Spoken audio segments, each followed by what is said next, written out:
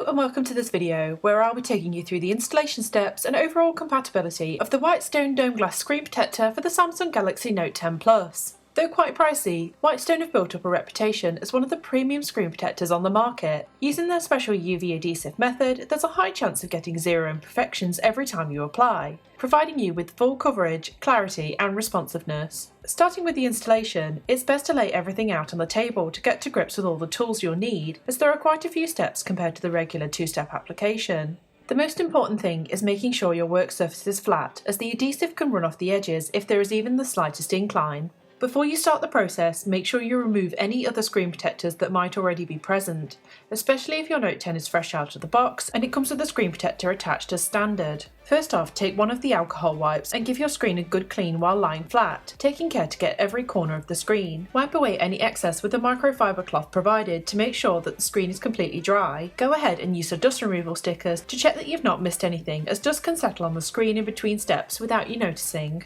Now you're ready to insert the Note 10 Plus into the installation tray like so. The tray has speaker written on the top right corner to help you place the phone the right way up. The kit comes with two speaker covers. Remove one and affix it to your speaker to stop the adhesive seeping into the mechanism. Once this is done, take the top section of the tray and place it over the phone, taking care to align the corner with the matching text underneath. Use the two absorption pads and place them either side of the phone, so when the adhesive is applied there's no excess liquid where it shouldn't be. Give the screen one last pass over with the dust removal stickers to ensure nothing has fallen onto the screen in between steps. Take the plastic pin and insert it into the slot at the top of the tray above the speaker. Attach the plastic bridge into the two slots just below the pin. This will hold the adhesive in place during application. You'll find two adhesive bottles in the box. You will only need to use one, as the other is provided as a backup in case of any errors during installation. As you can see, there's one coloured cap and one smaller black cap on either end of the tube. Unscrew the coloured cap and place the bottle in the hole on the bridge face down. Don't worry about spilling the adhesive, as it will not dispense until you remove the black cap on the other end. Now remove the black cap to allow the liquid to spill out onto the screen, leaving it for a few seconds to completely empty onto the surface. Once the liquid is out, remove the black bridge carefully to avoid moving the bubble.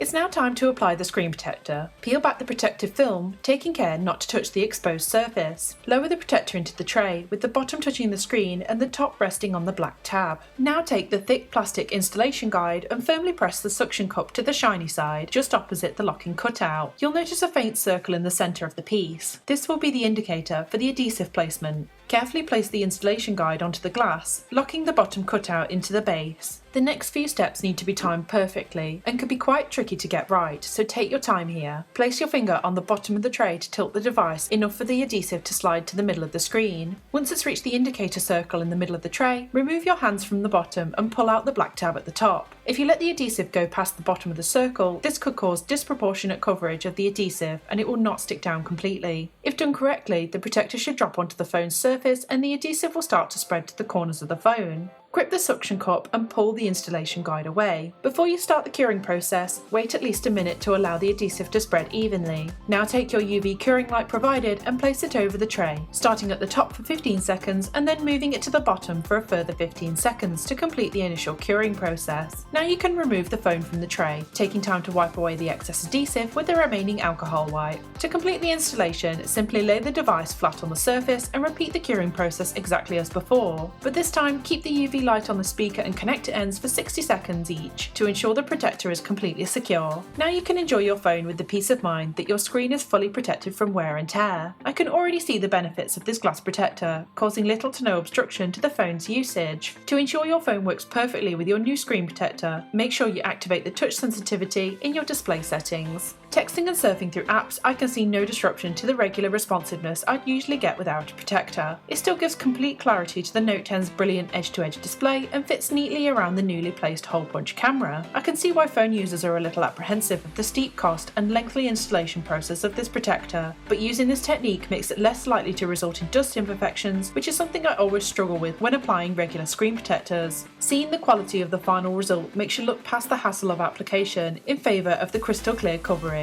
The dome glass works impeccably with the S Pen and in-display ultrasonic fingerprint sensor. However, I would highly recommend removing your previous fingerprint and rescanning to make sure it works perfectly every time. It also works well with all of the cases I've tried, even the official LED and Clearview covers. I hope you've enjoyed this step-by-step installation guide and review of the WhiteStone dome glass screen protector for the Samsung Galaxy Note 10 Plus. If you'd like to try this protector for yourself, then please follow the links in the description below, and feel free to leave any comments if you have any questions. Thanks for watching, and don't forget to like and subscribe for more mobile accessory news.